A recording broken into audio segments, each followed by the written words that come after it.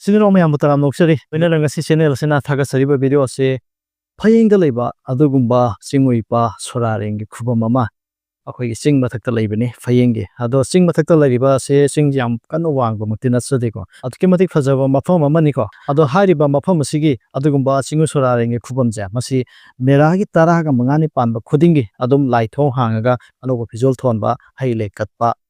akhoi masa mana isingna thongni jabun mi ama adum panthok tona laeba meraga taraga mangani panbase hande ke onesu meraga taraga mangani panbasi akhoina mera hauchong baidana akhoi general holiday ama sulaiko aduna haribu no mese adum mayam suti leina ba khona ba adum oigen hetar ko lewa popun mi tabani tang tarian obini october gi ado hariba meraga taraga mangani panbasi ge pung nipan degi hayukki adudegi na numidang wairo pung mari phawba lai tho hangani adu hariba duda akhoina thongni jabu ya hetar ko ipa sora rangi khubumda akhoina thongni jarga phamjabu yabase akhangai singna haibirako matanda masa dara phangninga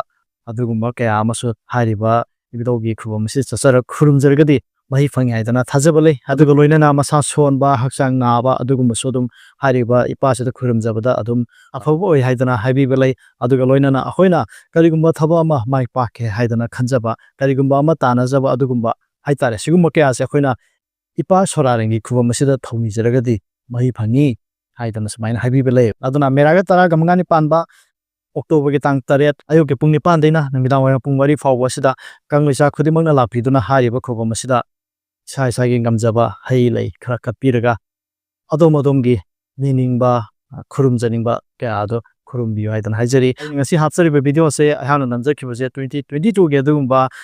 lai thong hangba meraga tara gamangani panba hariba numit aduda pangthok sagiba thorom aduda ahana saru yarubudo adu nayam khangmina se umina se haidana masi utsabani ko hariba mafam ase atuke matik phajabani oige singu ipagi leiribu khubam che hege bamton nungsi ba madum phawani ko haibadi sing mathak sida leibani sing mathak se akhoina stair ama phajana semaga leire adugumba phayeng gram prasai ana damai sem khibani hariba se stair je sama ni pa muk subani atuke matik phajabani adum kaaba matam da dum yengon waini ko aduga hariba uwa hauribu kholiba mayam che haibadi nature ga aduga yamna nangnaba adugumba ama oiba mafam amani haitare aduna mafam abdu lakpiu mayam aigi site ju haijari ayakso haribanu mesida saruya zarugo doini sacharugo doini yawjarugani haidana sumaina thawnijari ibdongna thawjalagadi mafam adu dum mayam thengnamina saidana haijari Se punsi ban sang ban ngai ba ya ka ban na sa na sin na da